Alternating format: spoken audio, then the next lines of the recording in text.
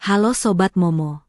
Selamat datang kembali di Cerita Momo, tempat kita akan menyelami kisah-kisah penuh inspirasi dan pelajaran hidup.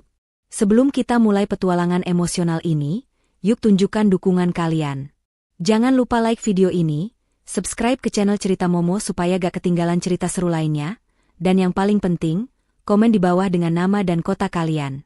Saya penasaran banget nih, dari mana saja Sobat Momo berasal? Siap untuk kisah yang akan menguras air mata, mengaduk emosi, tapi juga membangkitkan semangat. Namaku Kirana. Sejak kecil, hidupku adalah definisi sederhana dari biasa saja. Bukan yang paling cantik di sekolah, bukan pula yang paling pintar atau populer. Aku hanyalah Kirana, seorang gadis dengan mimpi-mimpi kecil dan hati yang penuh tawa. Lulus dari kuliah dengan IPK pas-pasan, aku langsung merintis usaha catering kecil-kecilan di kota kecilku, Wonosobo, Jawa Tengah. Sejak dulu, aku memang suka memasak dan senang melihat orang lain bahagia menikmati masakanku. Usahaku ini, meskipun belum besar, cukup untuk menghidupi diri sendiri dan sedikit menabung. Hidupku tenang, damai, dan aku merasa cukup bahagia dengan kesederhanaan yang kumiliki. Tidak ada drama berlebihan, tidak ada ambisi yang menggebu-gebu, hanya rutinitas yang nyaman dan harapan akan masa depan yang sedikit lebih baik. Aku ingat betul saat pertama kali bertemu Wisnu. Sore itu, seperti biasa, aku sedang mengantarkan pesanan catering ke sebuah acara syukuran di salah satu gedung pertemuan. Tangan penuh dengan nampan berisi lauk pauk, kepalaku menunduk fokus agar tidak tersandung. Tiba-tiba, bruk, aku menabrak seseorang. Piring-piring di tanganku berguncang. Untungnya tidak ada yang tumpah atau pecah. Panik, aku mendongak, siap meminta maaf beribu kali. Di depanku, berdiri seorang pria tinggi, dengan senyum ramah yang langsung menular ke matanya yang teduh. Maafkan saya, Mas. Saya tidak lihat, kataku, pipiku memerah menahan malu. Pria itu tersenyum simpul. Tidak apa-apa, Mbak. Saya juga kurang hati-hati. Ada yang tumpah. Ia menawarkan bantuan untuk menata kembali nampan yang sedikit bergeser. Saat itulah, untuk pertama kalinya, aku merasa jantungku berdegup lebih cepat. Wisnu, nama pria itu, adalah putra pemilik acara syukuran yang kudatangi. Ia baru saja pulang dari Jakarta, mengelola beberapa bisnis keluarganya yang tersebar. Obrolan singkat itu berlanjut menjadi ajakan makan malam, lalu makan siang, dan tak terasa kami semakin dekat. Wisnu bukan tipe pria flamboyan atau terlalu romantis. Tapi dia punya caranya sendiri membuatku merasa istimewa. Dia pendengar yang baik, selalu tertawa lepas mendengar cerita-cerita konyolku, dan matanya selalu memancarkan ketulusan setiap kali menatapku. Ia membuatku merasa aman, nyaman, dan yang terpenting, dicintai.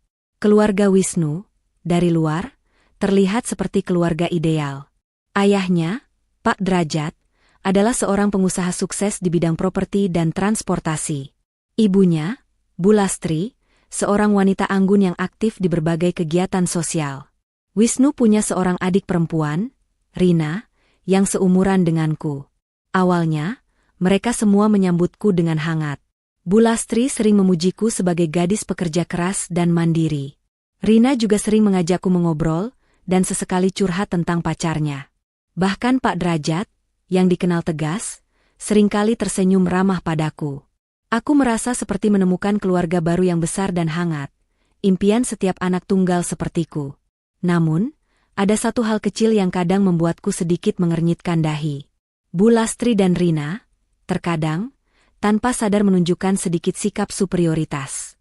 Mereka akan membicarakan merek tas mahal, liburan ke luar negeri, atau pesta-pesta mewah yang sulit kudapatkan. Aku menangkap tatapan sekilas yang menilai pakaian sederhana, atau tasku yang bukan dari brand ternama. Tapi, setiap kali aku mulai merasa tak nyaman, Wisnu akan segera merangkulku atau mengalihkan pembicaraan, membuatku melupakan perasaan itu. Mereka hanya belum terbiasa dengan kesederhanaanmu, Kirana. Kamu spesial apa adanya, bisiknya suatu kali, membuat hatiku meleleh. Aku meyakinkan diriku bahwa itu hanyalah kekhawatiran berlebihanku. Mereka orang baik, dan aku yakin aku bisa beradaptasi. Cinta kami tumbuh subur, bersemi di tengah keramaian bisnis cateringku dan jadwal sibuk Wisnu. Setelah 1 tahun pacaran, Wisnu melamarku di tempat pertama kali kami bertemu, di bawah rintik hujan sore hari yang romantis. Aku tak bisa menahan tangis haru. Rasanya seperti mimpi. Semua keraguan kecil tentang perbedaan latar belakang seolah sirna begitu saja dihempas kebahagiaan. Aku akan menikah dengan pria impianku, membangun keluarga kecil yang bahagia bersamanya. Pernikahan kami adalah perhelatan yang cukup besar, sesuai standar keluarga Wisnu. Gedung megah, catering mewah, tamu undangan dari kalangan atas. Aku mengenakan kebaya putih dengan payet berkilauan, dan Wisnu tampak gagah dalam balutan jas. Senyum tak pernah lepas dari bibirku. Aku melihat Pak Derajat dan Bu Lastri tersenyum bangga di pelaminan, dan Rina yang sibuk mengambil foto. Di mata mereka, aku melihat restu dan penerimaan. Hari itu, aku benar-benar percaya bahwa hidupku akan sempurna. Aku membayangkan pagi hari yang diisi aroma kopi buatan Wisnu, sore hari yang diisi tawa anak-anak kami, dan malam yang penuh kehangatan keluarga. Semua terasa begitu nyata dan indah. 2 tahun setelah pernikahan, kebahagiaan kami semakin lengkap dengan kehadiran malaikat kecil bernama Langit. Matanya bulat persis Wisnu, senyumnya cerah seperti matahari pagi. Proses persalinan memang melelahkan.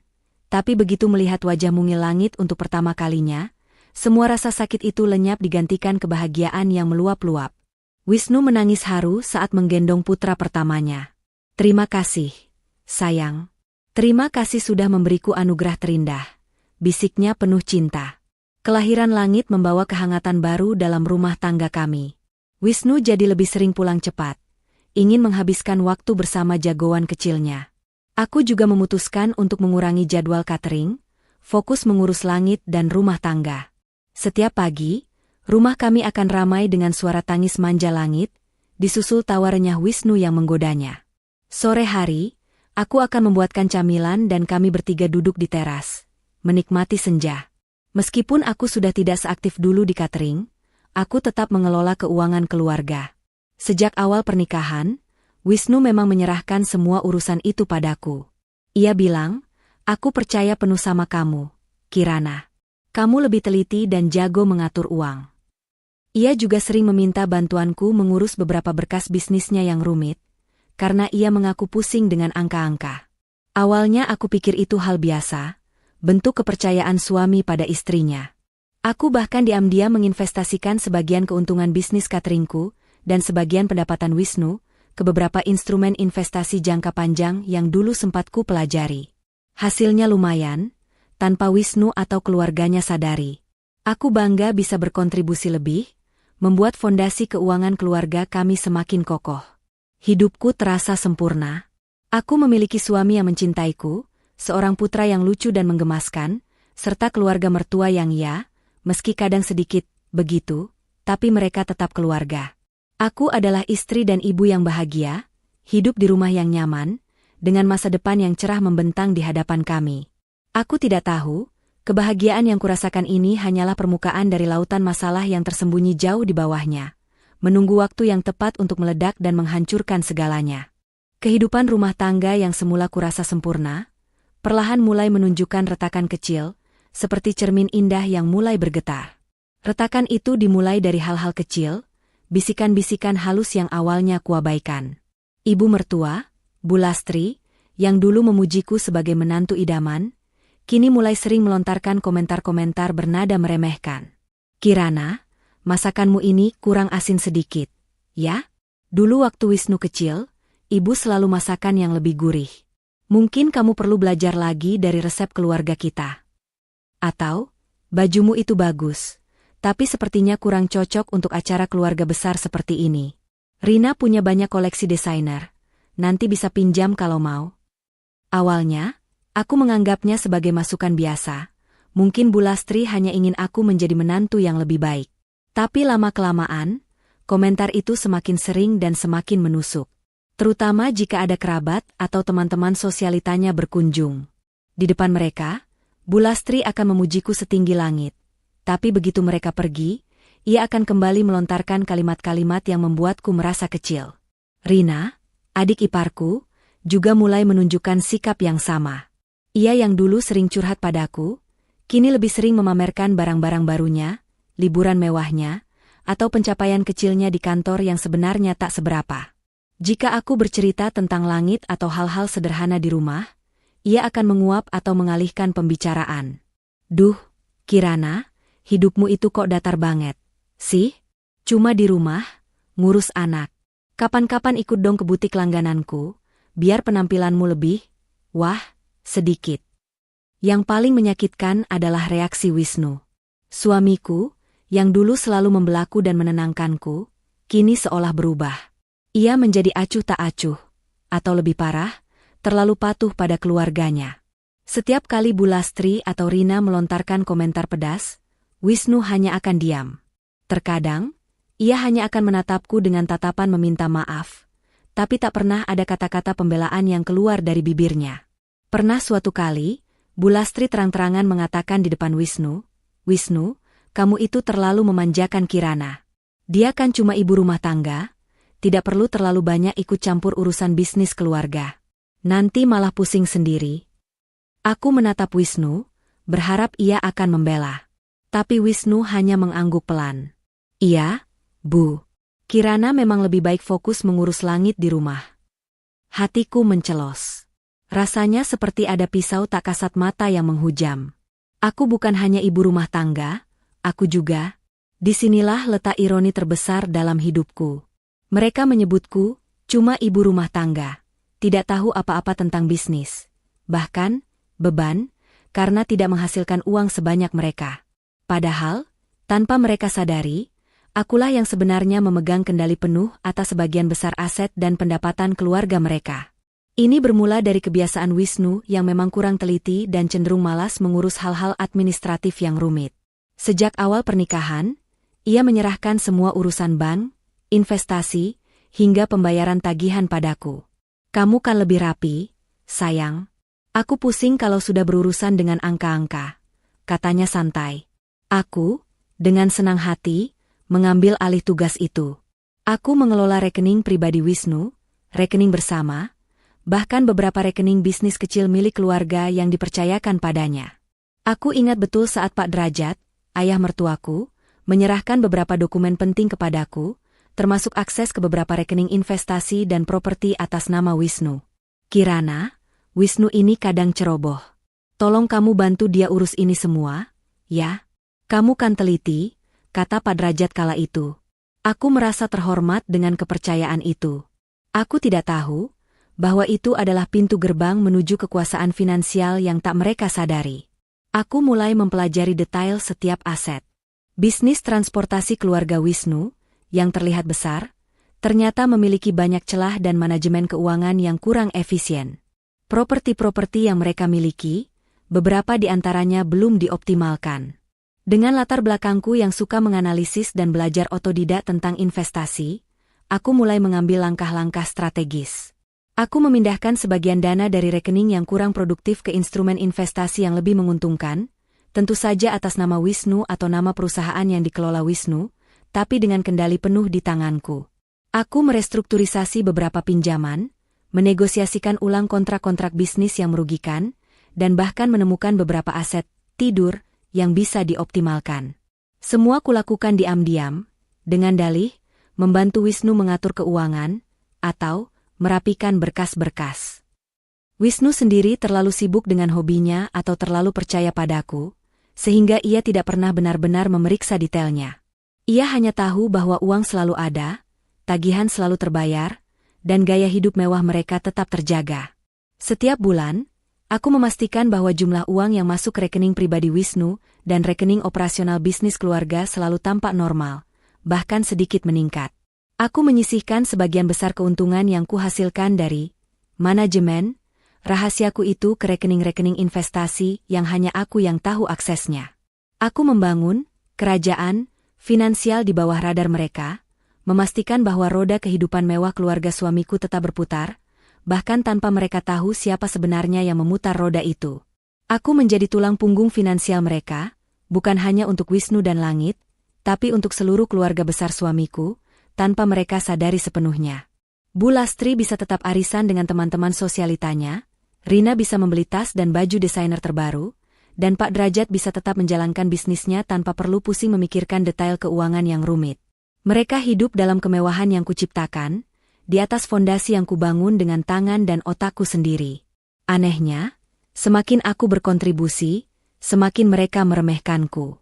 Mungkin karena aku tidak pernah menuntut pengakuan, tidak pernah memamerkan kemampuanku. Aku hanya melakukannya karena aku mencintai Wisnu dan ingin yang terbaik untuk keluarga kami. Aku pikir, dengan menjadi manajer keuangan tak terlihat ini, aku bisa membuktikan nilaiku, bahwa aku bukan hanya ibu rumah tangga biasa. Tapi, sepertinya aku salah. Mereka hanya melihatku sebagai sosok yang bisa diandalkan untuk urusan domestik dan administrasi yang membosankan. Mereka melihatku sebagai pembantu yang tidak perlu dibayar, yang bisa mengurus segala hal tanpa perlu banyak tanya.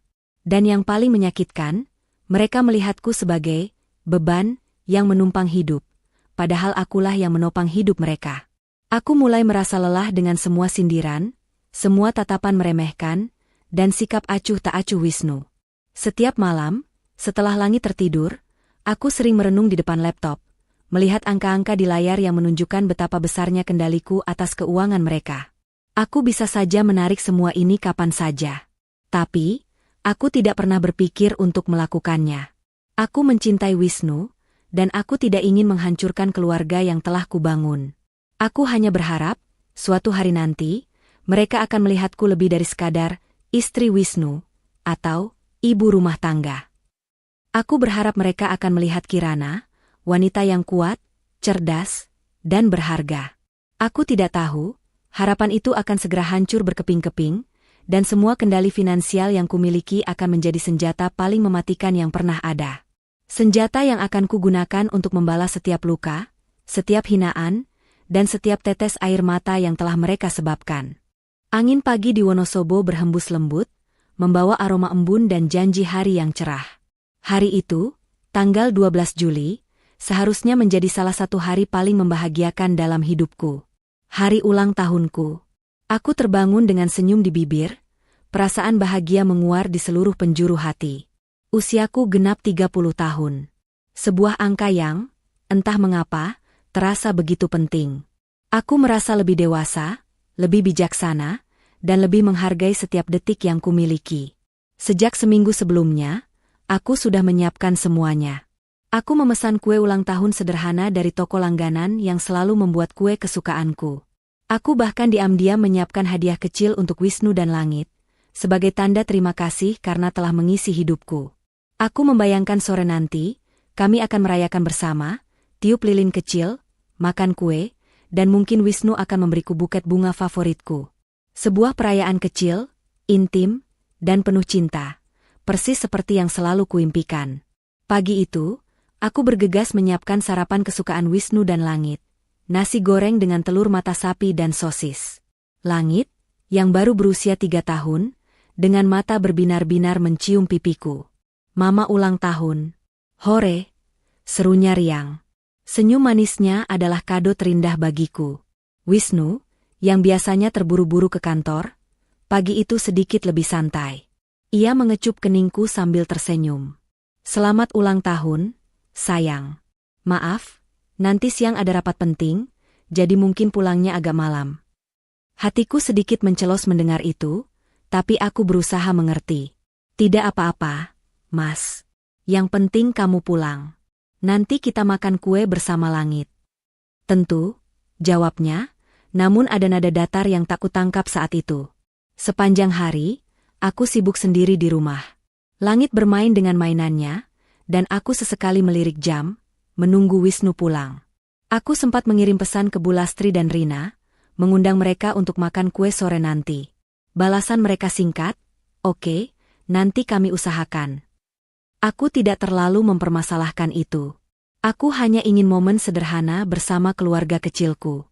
Namun, seiring berjalannya waktu, suasana tegang mulai terasa seperti kabut yang perlahan menyelimuti rumahku.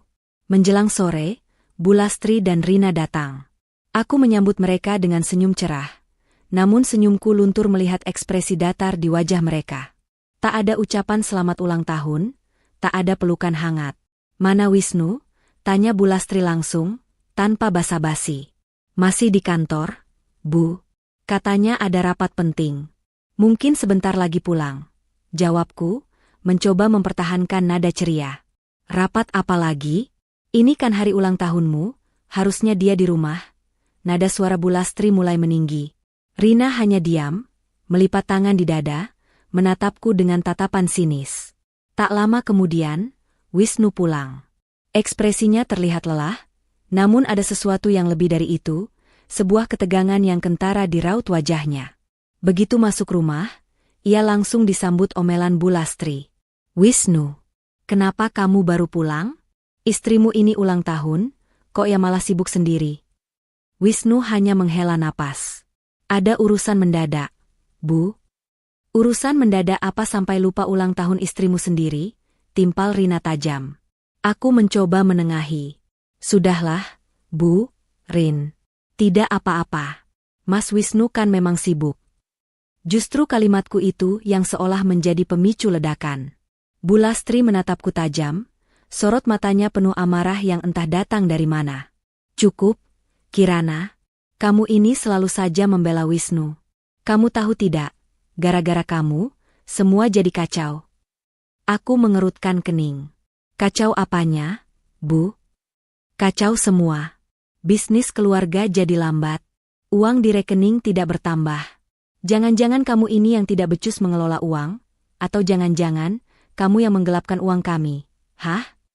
Bu Lastri meludahkah kata-kata itu secepat kilat, dengan nada menuduh yang membuatku terpaku. Darahku mendidih. Apa maksud ibu?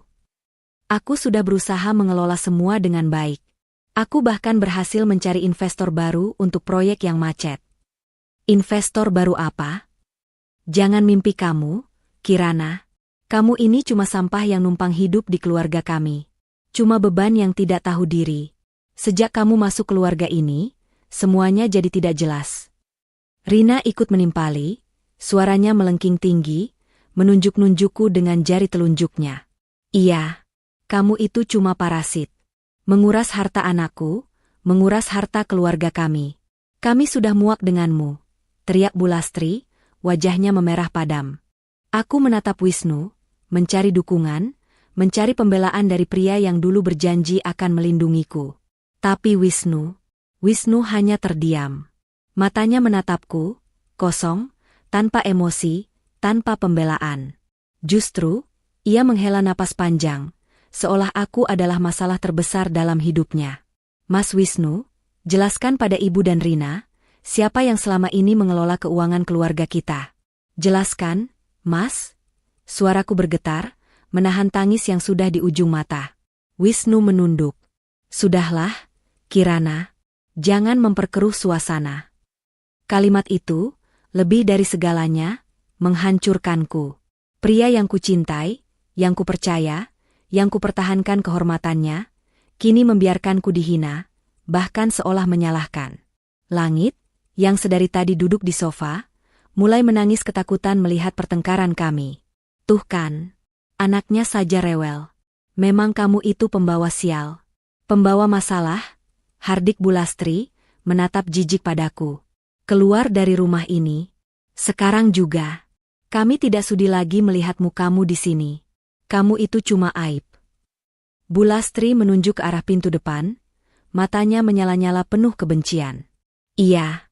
Pergi kamu. Bawa anakmu yang rewel itu.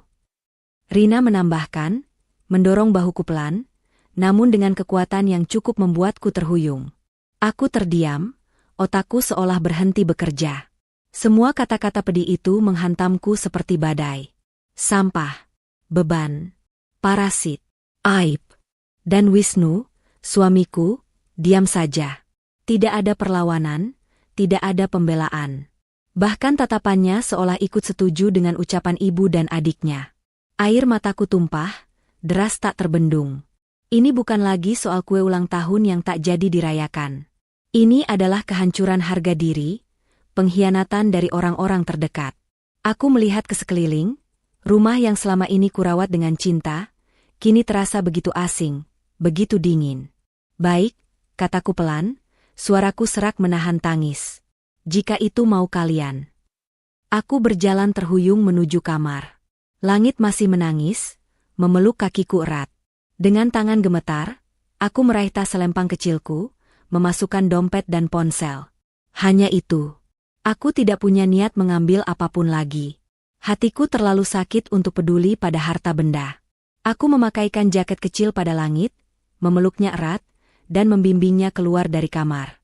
Bu Lastri dan Rina masih berdiri di ruang tamu, dengan tatapan kemenangan yang menjijikan. Wisnu masih di sana, mematung, tanpa berani menatapku. "Pergi. Jangan pernah kembali," teriak Bu Lastri saat aku melangkah menuju pintu. Aku tidak menoleh.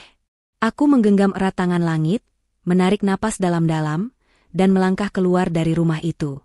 Rumah yang seharusnya menjadi surgaku, kini menjadi neraka. Di luar, langit mulai gelap, rintik hujan mulai turun. Dingin, sepi, dan aku merasa hancur berkeping-keping. Dengan seorang anak kecil yang masih menangis di pelukanku, dan hanya sedikit uang di dompet, aku tidak tahu harus pergi kemana. Malam ulang tahunku yang seharusnya penuh kebahagiaan, justru menjadi malam pengusiran yang paling menyakitkan dalam hidupku. Mereka pikir aku adalah sampah. Mereka pikir aku adalah beban. Mereka tidak tahu, sampah yang mereka buang itu adalah berlian yang telah mereka kikis, dan beban yang mereka usir itu adalah tiang penyangga yang selama ini menopang seluruh kemewahan hidup mereka. Dinginnya malam menusuk hingga ke tulang, seolah mencerminkan dinginnya hatiku yang hancur berkeping-keping. Rintik hujan yang semakin deras membasahi kerudungku, dan pipiku terasa perih bukan hanya karena air mata, tapi juga karena tiupan angin pegunungan kota batu yang menusuk. Langit, putra kecilku, meringkuk ketakutan dalam pelukanku, isak tangisnya sesekali masih terdengar. Aku terus berjalan tanpa arah, menyusuri jalanan kota yang remang-remang, berharap ada tempat yang bisa melindungi kami dari kejamnya malam dan, lebih dari itu, dari kejamnya kenyataan. Pikiranku berkecamuk. Sampah. Beban. Parasit. Kata-kata itu berputar-putar di kepalaku seperti kaset rusak, berulang kali menghantam harga diriku. Bagaimana bisa? Bagaimana mereka tega? Setelah semua yang kulakukan? Setelah aku mendedikasikan hidupku untuk mereka? Dan Wisnu. Wisnu diam saja. Pengkhianatan itu jauh lebih perih daripada semua hinaan yang terlontar dari bibir ibu dan adik iparku. Rasanya seperti jantungku dicabut paksa, tanpa sisa. Aku merasa menjadi orang paling tidak berharga di dunia. Hidupku, yang baru saja kuanggap sempurna, kini runtuh tak bersisa hanya dalam hitungan jam. Aku tidak punya rumah, tidak punya pekerjaan tetap setelah mengurangi jadwal catering, dan yang terpenting, aku tidak punya siapa-siapa lagi di kota batu ini selain langit. Keluargaku di luar kota, cukup jauh di Jawa Tengah. Teman-teman terdekatku pun mungkin akan terkejut dan bingung jika aku tiba-tiba datang di tengah malam dengan keadaan seperti ini. Keputusasaan merayapiku, mencoba menelanku bulat-bulat. Aku memeluk langit erat, berusaha memberinya kehangatan di tengah hawa dingin yang menusuk. Aku menatap wajahnya yang basah air mata, bibirnya bergetar menahan isak. Demi langit, aku tidak boleh menyerah. Aku tidak boleh hancur. Aku harus kuat. Aku adalah ibunya, satu-satunya yang dia miliki sekarang. Setelah berjalan hampir 1 jam tanpa tujuan yang jelas, hanya mengikuti insting untuk menjauh dari rumah neraka itu, kakiku terasa pegal dan langit mulai tertidur pulas di gendonganku, kelelahan setelah menangis begitu lama. Aku melihat sebuah penginapan kecil yang tampak sederhana namun bersih, dengan lampu temaram di depannya. Sebuah plang kayu bertuliskan, "Penginapan Damai," tergantung di atas pintu. Dengan sisa uang yang tak seberapa di dompet, aku memberanikan diri masuk. Pemilik penginapan, seorang ibu parubaya berwajah ramah dengan kerudung sederhana, menatapku dengan tatapan iba. Mungkin ia melihat keadaanku yang kacau, rambut acak-acakan, wajah sembab, dan seorang anak kecil tertidur di pelukan. Tanpa banyak bertanya, ia memberiku kunci kamar termurah, seolah mengerti bahwa aku sedang dalam kesulitan. Malam itu, di kamar penginapan yang sempit dan berbau apek, aku tidak bisa tidur. Aku menatap langit yang damai dalam tidurnya, hatiku perih. Masa depannya tergantung padaku. Aku tak bisa membiarkan anakku hidup menderita karena keegoisan dan keangkuhan orang lain. Aku mengusap air mataku, mencoba menguatkan diri. Perlahan, di tengah kegelapan malam yang dingin, pikiranku mulai menjernih. Seperti kilat yang menyambar, Sebuah kesadaran menghantamku, kekuatan yang selama ini kumiliki.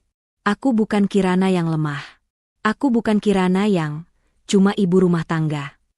Aku adalah Kirana yang cerdas, teliti, dan mandiri.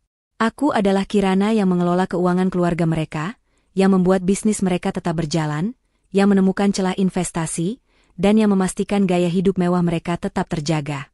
Aku adalah Kirana yang memegang semua kunci, semua akses, semua kendali atas aset-aset mereka. Selama ini, aku melakukannya diam-diam, tulus, tanpa pamrih. Aku bahkan berinvestasi atas nama mereka, membuat kekayaan mereka bertambah tanpa mereka sadari. Aku membangun fondasi finansial yang kokoh di bawah kaki mereka, hanya karena aku mencintai Wisnu dan ingin yang terbaik untuk keluarga kami. Tapi sekarang, ceritanya berbeda. Mereka telah menginjak-injakku, membuangku seperti sampah.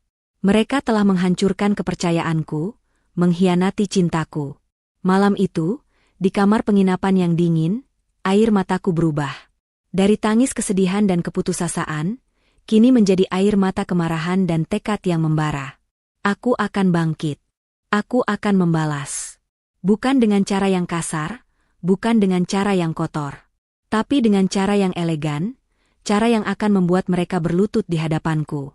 Aku akan tunjukkan pada mereka siapa sebenarnya Kirana, dan betapa bodohnya mereka telah membuang beban yang selama ini menjadi tulang punggung mereka. Aku mulai menyusun rencana dalam benakku. Aku akan menarik semua kendali, memindahkan kepemilikan, membekukan akses, mengubah rekening. Semua yang kulakukan selama ini akan kubalikkan menjadi bumerang bagi mereka. Aku akan memastikan setiap rupiah yang mereka nikmati dari hasil kerjaku akan kembali kepadaku. Keesokan paginya, setelah langit terbangun dan kami makan seadanya di warung kecil dekat penginapan, aku menelepon salah satu teman lama kuliahku, Rian. Rian adalah seorang pengacara muda yang dulunya sangat kompeten dan selalu memberiku nasihat yang baik. Ia kini membuka kantor hukum di Malang. Aku menceritakan secara singkat apa yang terjadi, tanpa terlalu merinci tentang masalah keuangan. Aku hanya mengatakan bahwa aku diusir dari rumah dan butuh bantuan hukum untuk proses perceraian. Rian, tanpa bertanya banyak, langsung menawarkan bantuan. Kirana, kamu kuat. Aku akan bantu. Datang saja ke kantorku di Malang, nanti kita bicarakan detailnya. Jangan khawatir soal biaya, itu urusan nanti. Dukungan dari Rian, meskipun hanya melalui telepon, memberiku kekuatan luar biasa. Aku tahu ini akan menjadi jalan yang panjang dan sulit, tapi aku tidak sendiri. Aku memiliki langit, dan aku memiliki keyakinanku sendiri. Aku memandang langit, yang sedang bermain dengan boneka kecilnya, senyum tipis mulai kembali di wajah mungilnya. Nak, Mama janji, Mama akan buat kita hidup lebih baik. Jauh lebih baik dari yang pernah mereka bayangkan. Tekadku semakin bulat. Keterpurukan ini hanyalah awal. Awal dari kebangkitan yang gemilang. Mereka telah membuat kesalahan terbesar dalam hidup mereka, dan aku akan memastikan mereka menyadarinya. Aku akan membuat mereka menyesal seumur hidup, dan melihat bagaimana sampah yang mereka buang bisa menjadi emas. Pagi itu, di sebuah kafe sederhana di Kota Batu, aroma kopi hangat mencoba menenangkan gejolak di dadaku.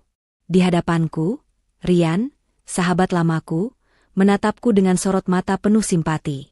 Aku sudah menceritakan semuanya, dari awal pernikahanku yang terlihat sempurna, hingga malam pengusiran yang kejam. Aku juga menjelaskan secara detail bagaimana selama ini aku diam-diam mengelola hampir semua aset dan pendapatan keluarga Wisnu, hingga ke detail rekening, investasi, dan properti yang kukuasai. Rian mendengarkan dengan saksama, sesekali mengangguk, raut wajahnya berubah dari terkejut menjadi takjub, lalu serius. Jadi, kamu ingin mengambil alih semua itu? Tanya Rian, suaranya pelan. Aku menatapnya tajam, tekadku sekuat baja. Lebih dari itu, Rian. Aku ingin mereka merasakan bagaimana rasanya hidup tanpa sandaran finansial yang selama ini mereka nikuki. Aku ingin mereka tahu betapa bodohnya mereka telah membuang beban yang justru menopang hidup mereka. Rian menghela napas.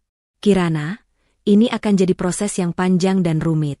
Mengambil alih aset yang atas nama orang lain, meskipun kamu yang mengelolanya, butuh bukti kuat. Tapi, aku yakin kita bisa. Matanya berbinar, semangatnya ikut tersulut. Kamu punya semua data, semua akses, semua dokumen yang selama ini kamu kumpulkan. Semuanya, Rian. Aku selalu menyimpan salinan digital dan fisik dari setiap transaksi, setiap berkas, setiap laporan.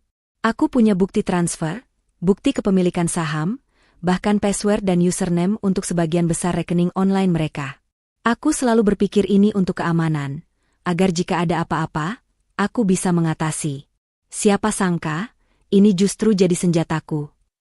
Rian tersenyum tipis. Bagus. Itu sangat membantu. Langkah pertama, kita akan segera mengurus perceraianmu. Ini penting untuk memisahkan segala ikatan hukum yang tersisa. Kedua, kita akan mulai proses pengalihan kepemilikan aset yang selama ini ada di bawah kendalimu, terutama yang atas namamu pribadi atau rekening yang memang bisa kamu pindahkan secara langsung. Untuk aset yang atas nama Wisnu atau perusahaan, kita butuh strategi yang lebih cerdik. Ia mulai menjelaskan rencana yang rumit, namun sangat terstruktur. Kita akan mulai dengan membekukan akses mereka ke beberapa rekening operasional yang vital. Tidak langsung semua, agar mereka tidak langsung curiga. Kita buat seolah-olah ada masalah teknis, atau penundaan transfer. Setelah itu, perlahan kita tarik semua dana ke rekening yang aman, atas namamu. Kita juga harus segera mengklaim semua hasil investasi yang selama ini kamu kelola. Untungnya, banyak dari investasi itu atas nama perusahaan cangkang yang kamu buat sendiri, jadi jauh lebih mudah.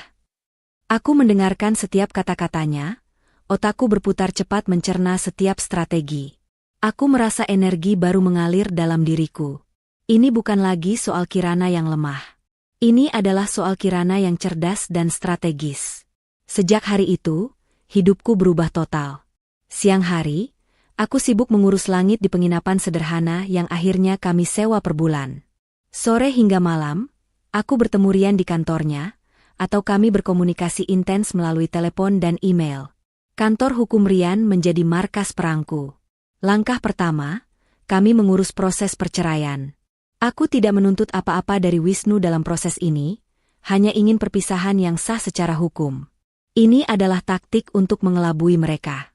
Biarkan mereka berpikir aku benar-benar sampah yang pasrah diusir dan tidak punya apa-apa untuk dituntut.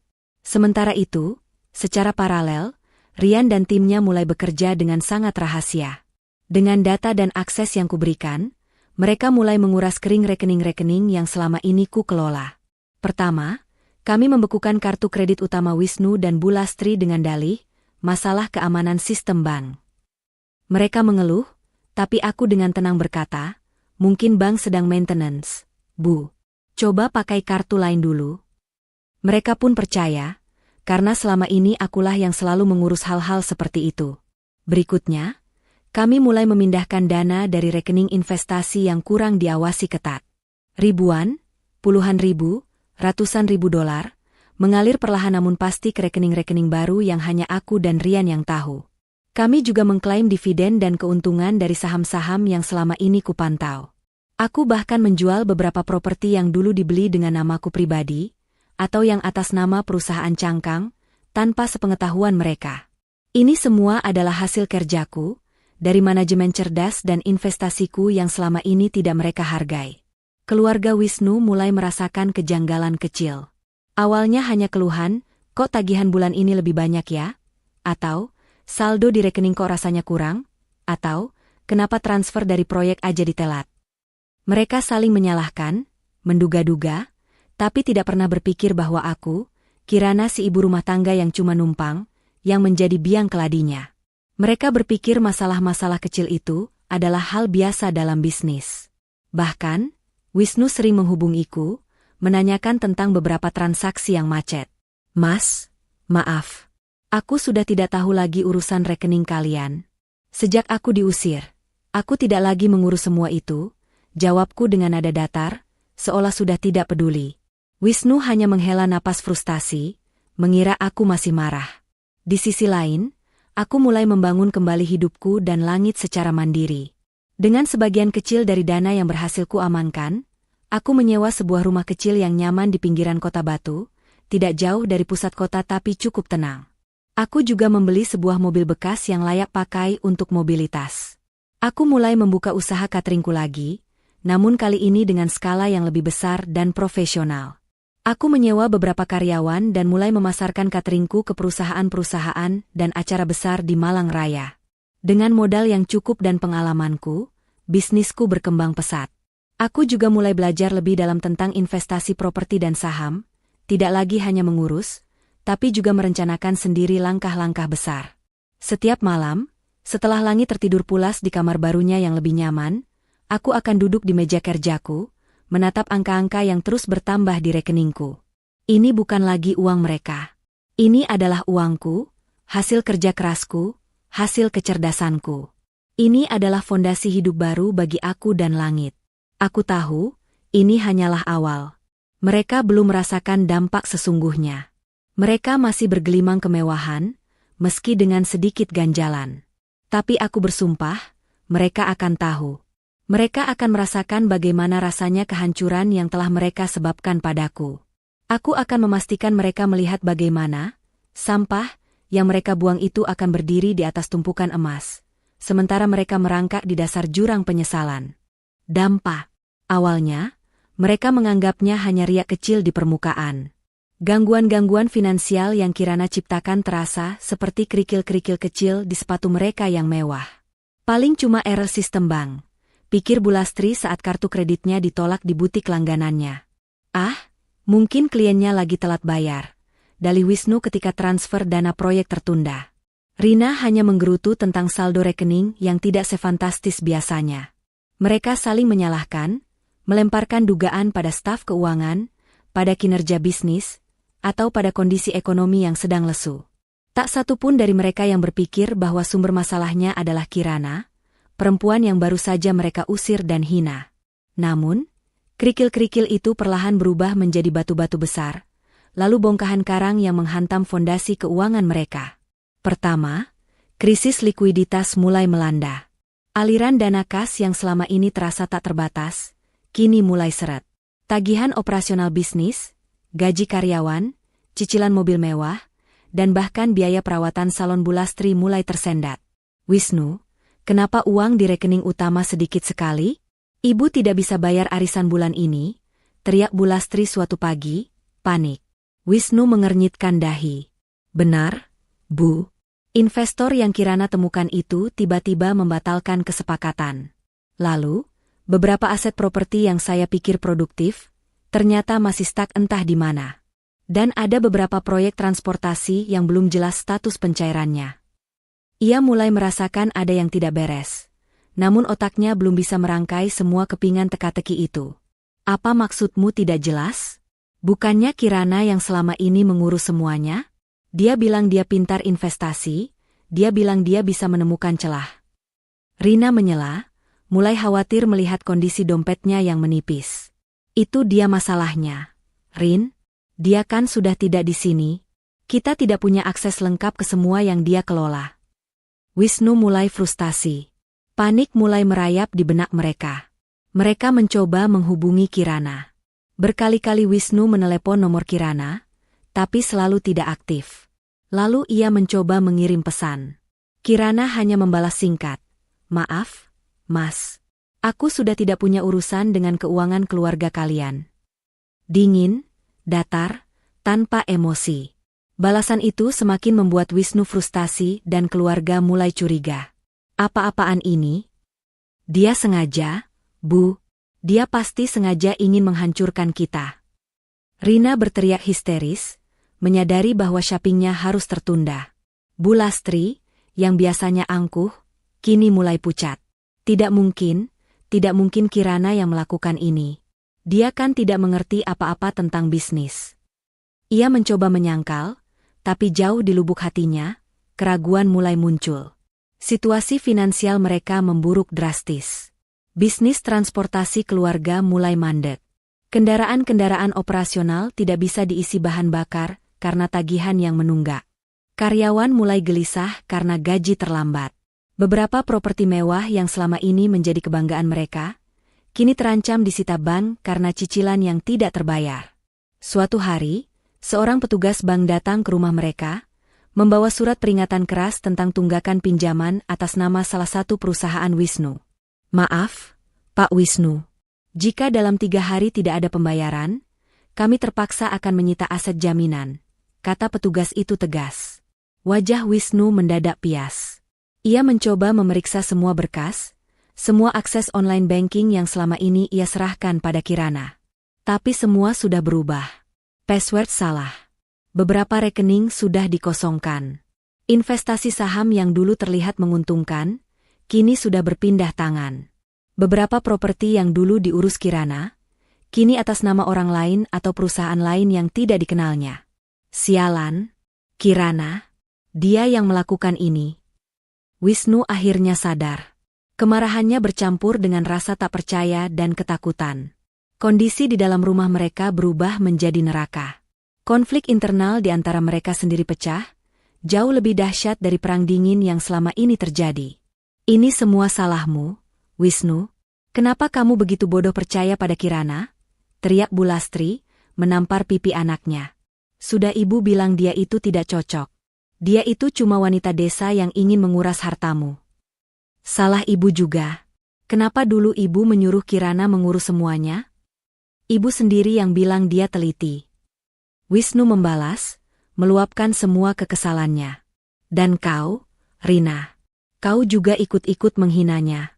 Sekarang lihat, kita semua akan hancur gara-gara mulut busukmu. Bulastri kini mengalihkan amarahnya pada putrinya. Rina menangis histeris.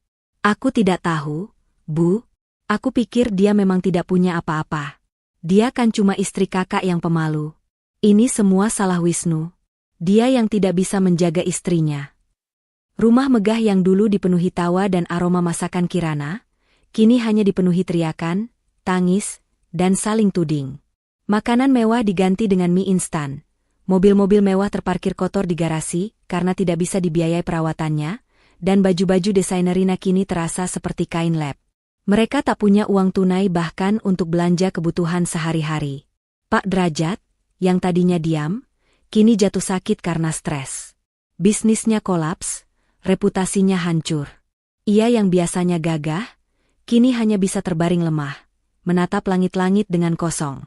Selama ini, ia memang menyerahkan urusan detail keuangan pada Wisnu, dan Wisnu menyerahkannya pada Kirana. Mereka semua terlena dalam kemewahan yang ternyata dibangun di atas kecerdasan dan kerja keras Kirana yang tidak mereka hargai. Mereka tak menyangka, sampah yang mereka buang di malam ulang tahun itu, kini sedang memegang kendali atas seluruh hidup dan masa depan mereka.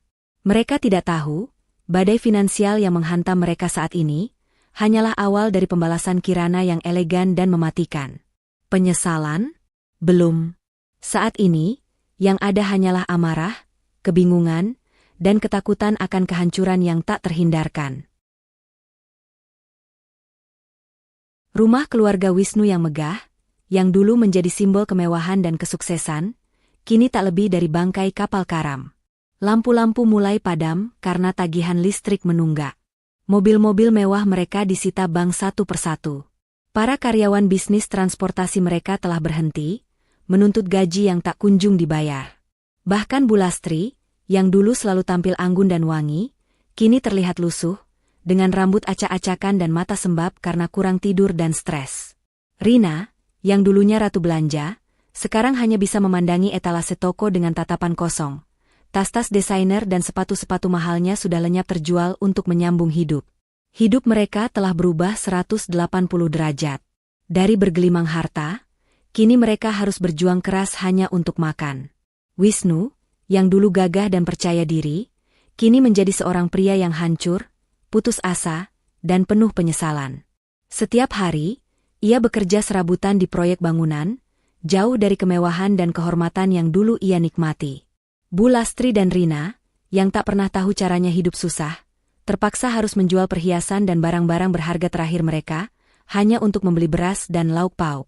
Pernah suatu sore, Bulastri, dengan wajah pucat dan mata berkaca-kaca, memohon pada Wisnu. "Nak, bagaimana ini? Kita mau makan apa? Rumah ini akan disita besok kalau kita tidak bayar." Wisnu hanya bisa menunduk. tak mampu menatap wajah ibunya yang kini terlihat begitu rapuh. Aku tidak tahu, Bu. Aku sudah mencoba segalanya. Di tengah keputusasaan yang mencekik itu, sebuah kebetulan, atau mungkin takdir, mempertemukan kami kembali. Aku sedang dalam perjalanan pulang dari mengurus proyek catering besar di pusat kota Batu. Mobil baruku, sebuah sedan hitam mengkilap, melaju pelan melewati area perkampungan. Mataku tak sengaja menangkap sosok yang familiar. Di pinggir jalan, di depan sebuah warung makan sederhana, terlihat Bu Lastri dan Rina sedang duduk terdiam, wajah mereka penuh keputusasaan. Di samping mereka, Wisnu baru saja turun dari angkutan umum, seragam proyeknya kotor dan lusuh. Mereka terlihat sangat berbeda dari keluarga angkuh yang dulu kulihat. Mereka tampak renta, lelah, dan tak berdaya. Hatiku sempat berdenyut. Bukan kasihan, tapi ada semacam kepuasan yang dingin. Ini adalah hasil dari perbuatan mereka sendiri. Aku sempat berpikir untuk melaju saja, membiarkan mereka dalam kesengsaraan mereka. Namun, sesuatu dalam diriku berkata, ini saatnya. Ini saatnya mereka tahu kebenaran. Aku menghentikan mobilku tak jauh dari mereka. Aku memarkirkan mobil, lalu turun dengan langkah tenang. Gaun sifon yang kukenakan bergerak anggun ditiup angin, dan tas tangan branded di tanganku terasa berat. Wajahku tanpa ekspresi, seolah ini hanyalah pertemuan biasa. Mereka mendongak, mendengar suara pintu mobilku tertutup. Mata mereka terbelalak. Wajah Wisnu, Bu Lastri, dan Rina menunjukkan keterkejutan, ketidakpercayaan, lalu perlahan penyesalan. Kikirana? Suara Bu Lastri tercekat, nyaris tak terdengar. Aku tersenyum tipis, senyum yang tak sampai ke mata. Halo. Lama tidak bertemu. Wisnu menatapku, matanya memancarkan rasa bersalah yang teramat dalam. Kirana, kamu baik-baik saja. Menurutmu? Balasku, nada suaraku datar namun mengandung ironi yang dalam. Aku diusir dari rumah, tanpa uang sepeser pun. Hanya membawa anakku. Menurutmu aku baik-baik saja? Rina, yang tadinya terkejut, mulai mencoba mengembalikan sedikit harga dirinya. Untuk apa kamu kesini? Mau pamer? Setelah kau curi semua harta kami? Aku tertawa kecil, tawa yang sinis. Curi? Aku? Kalian benar-benar masih belum mengerti, ya? Aku melangkah mendekat, berdiri tepat di depan mereka. Baiklah.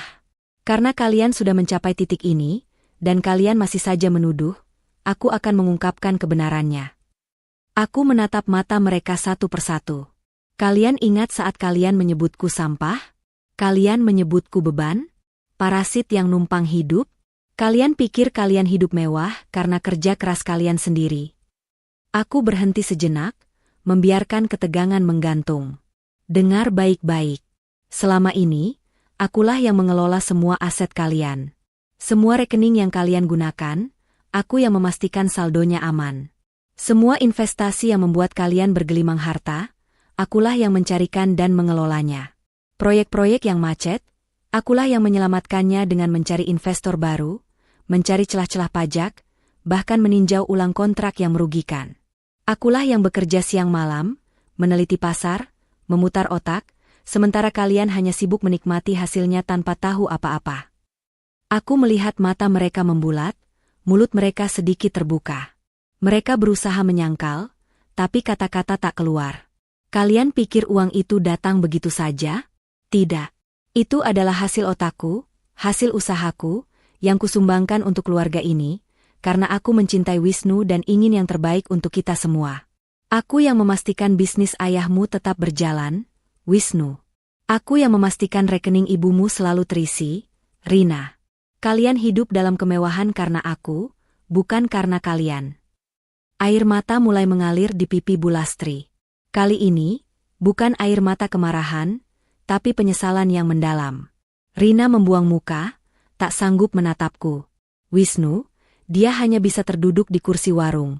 Tubuhnya gemetar. Kalian mengusirku, di hari ulang tahunku sendiri. Mengusir, beban, yang ternyata adalah penyelamat kalian.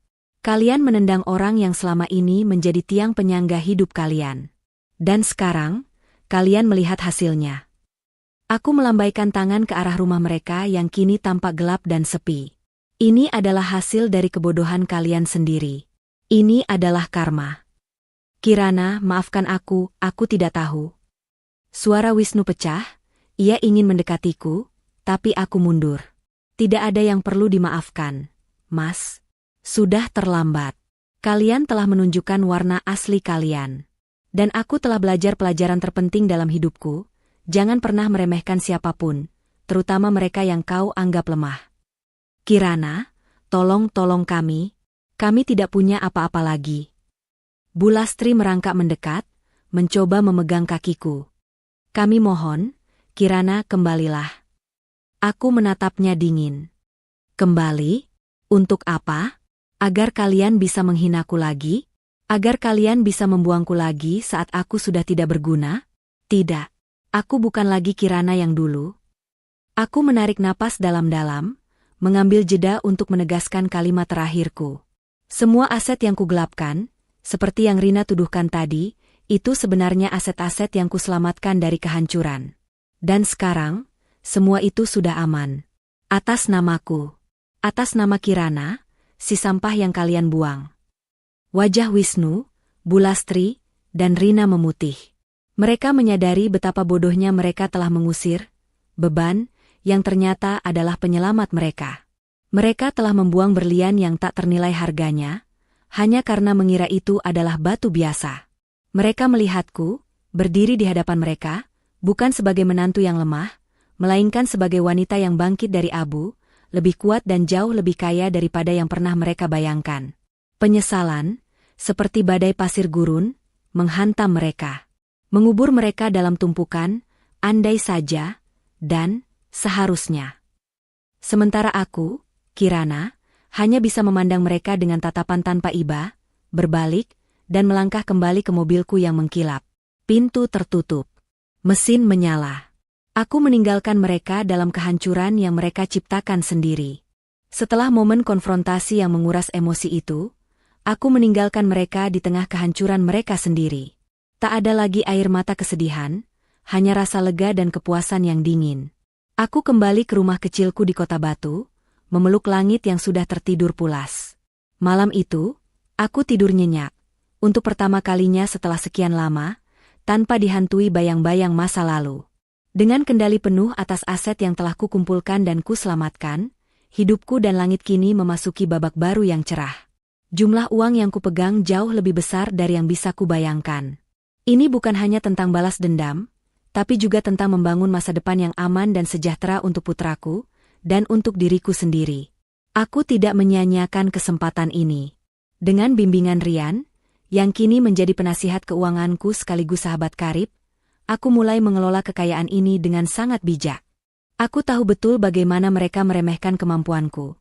Jadi aku bertekad membuktikan bahwa aku bisa jauh lebih dari sekadar ibu rumah tangga yang mereka hina. Langkah pertama, aku menginvestasikan sebagian besar dana ke berbagai instrumen yang lebih stabil dan menguntungkan. Aku membeli beberapa properti strategis di Kota Batu dan Malang, merenovasinya, lalu menyewakannya. Potensi pariwisata di Kota Batu sangat besar, dan aku melihat peluang di sana. Aku juga mulai masuk ke sektor hospitality, membangun beberapa villa kecil yang nyaman untuk disewakan kepada wisatawan. Dengan sentuhan desain yang apik dan pelayanan prima, villa-villaku segera populer.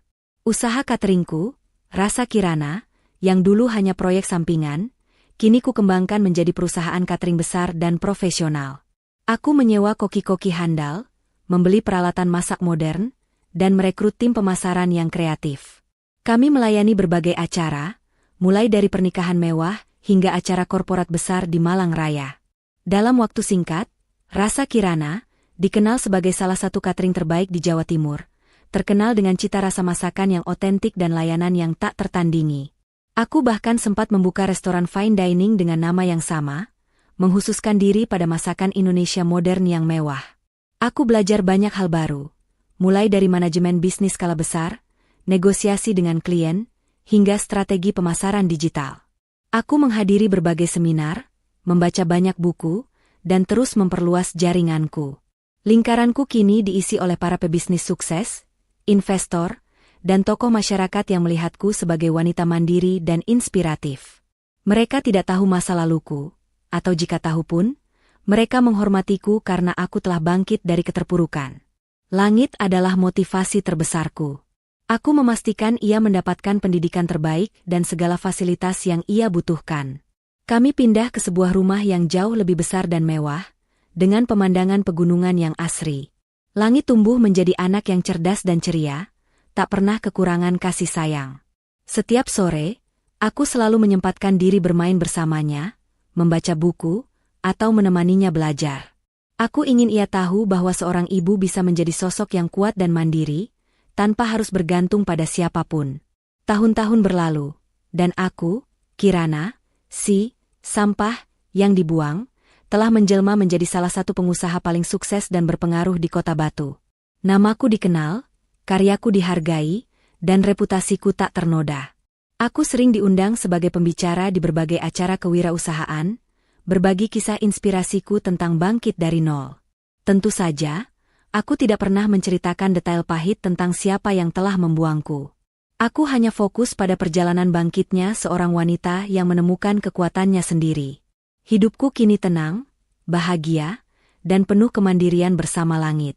Aku menikmati setiap pagi yang damai, setiap hari yang produktif, dan setiap malam yang penuh kehangatan. Aku tidak lagi mencari pengakuan dari orang lain. Aku menemukan kedamaian dalam pencapaianku sendiri, dalam kebahagiaan putraku, dan dalam kekuatan yang kutemukan di dalam diriku. Dulu, aku bermimpi tentang hidup sempurna bersama Wisnu.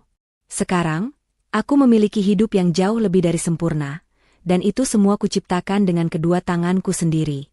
Aku belajar bahwa kebahagiaan sejati tidak datang dari kemewahan orang lain, tapi dari keberanian untuk berdiri sendiri, bahkan setelah jatuh berkali-kali. Bab 9, Nasib keluarga suami yang berbalik arah.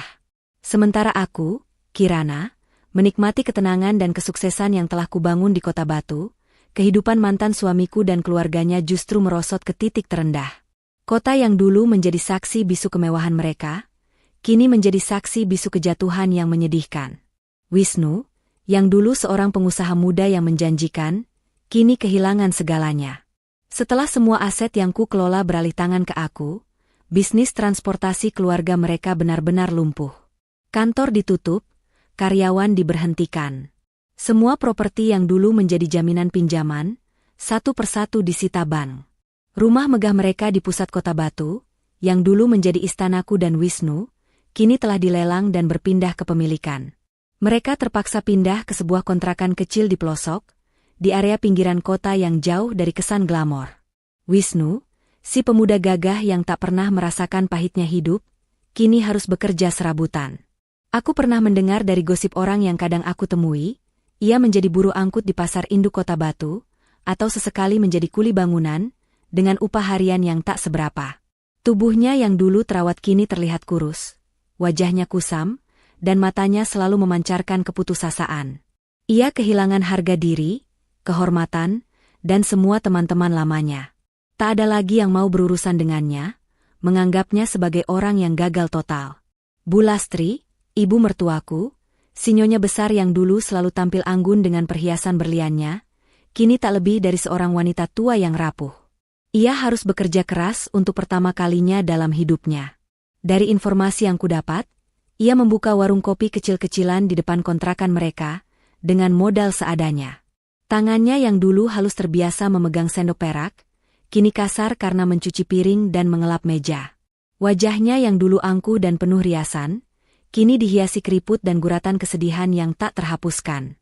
Ia tak lagi menghadiri arisan sosialita, karena ia tak punya apa-apa lagi untuk dipamerkan selain kegagalan hidupnya. Rina, adik iparku, si ratu belanja yang selalu up-to-date dengan fashion terkini, juga tak kalah menderitanya. Ia kehilangan pekerjaan karena bisnis ayahnya kolaps. Semua tas branded, sepatu mahal, dan koleksi baju desainernya telah dijual habis untuk menyambung hidup. Aku pernah melihatnya sekilas di pusat perbelanjaan, bukan sebagai pembeli, melainkan sebagai SPG, Sales Promotion Girl, yang menawarkan produk dengan senyum terpaksa. Wajahnya terlihat letih, jauh dari pancaran keangkuhan yang dulu selalu ia tunjukkan. Ia kehilangan teman-teman sosialitanya, yang kini menjauhinya seolah ia adalah penyakit menular. Penyesalan adalah teman setia mereka. Setiap malam, di kontrakan sempit yang pengap itu, mereka pasti saling menyalahkan, mengingat kembali hari di mana mereka mengusirku. Mereka menyadari betapa bodohnya mereka telah menendang sampah yang ternyata adalah sumber kemakmuran mereka. Betapa angkuhnya mereka telah mengusir beban yang selama ini menjadi pondasi kehidupan mewah mereka. Sesekali, aku melihat mereka dari kejauhan. Pernah suatu hari, aku sedang menunggu mobilku dicuci di bengkel langganan, dan aku melihat Wisnu mendorong gerobak dagangan berisi sayuran. Ia tampak begitu lelah, dan tubuhnya membungkuk. Atau di lain waktu, aku melihat Bu Lastri dan Rina menaiki angkutan umum yang sudah reot, dengan keranjang belanja di pangkuan. Aku hanya melihat. Tidak ada lagi kemarahan yang membara, hanya rasa puas yang telah terpenuhi. Tidak ada keinginan sedikitpun untuk mendekati, apalagi membantu mereka. Mereka telah memilih jalan ini sendiri. Mereka telah menunjukkan siapa mereka sebenarnya. Aku tidak lagi mengenal mereka. Mereka hanyalah bayangan dari masa lalu yang pahit. Hidupku kini berputar pada sumbu yang berbeda. Aku disibukkan dengan pengembangan bisnis, perencanaan masa depan untuk langit, dan menikmati setiap momen kebahagiaan yang kumiliki. Mereka adalah pengingat. Pengingat bahwa kesombongan akan selalu membawa pada kehancuran. Pengingat bahwa karma bekerja dengan caranya sendiri, kadang dengan cara yang begitu elegan, hingga membuat pihak yang bersalah menyesal seumur hidup. Bab 10. Pesan moral dan inspirasi, cerita Momo. Sobat Momo, kita sudah sampai di penghujung kisahku, kisah seorang Kirana yang pernah kalian kenal. Aku berdiri di sini, di puncak kesuksesan yang kubangun sendiri, di sebuah rumah mewah di Kota Batu, ditemani tawariang langit yang kini tumbuh menjadi anak cerdas dan penuh kasih sayang. Hidupku tenang, damai, dan penuh kemandirian. Jika aku menoleh ke belakang, ke malam pengusiran itu, ke hari ulang tahunku yang berubah menjadi neraka, aku tidak lagi merasakan sakit atau dendam yang membara. Yang ada hanyalah rasa syukur. Syukur karena mereka telah membuangku. Syukur karena mereka telah menghinaku. Sebab, dari kehancuran itulah aku menemukan Kirana yang sejati. Kirana yang kuat, cerdas, dan berani. Kisahku ini, dari sampah menjadi emas, bukanlah sekadar cerita balas dendam. Ini adalah cermin. Cermin bagi siapa saja yang pernah merasa diremehkan, diinjak-injak, atau bahkan dibuang.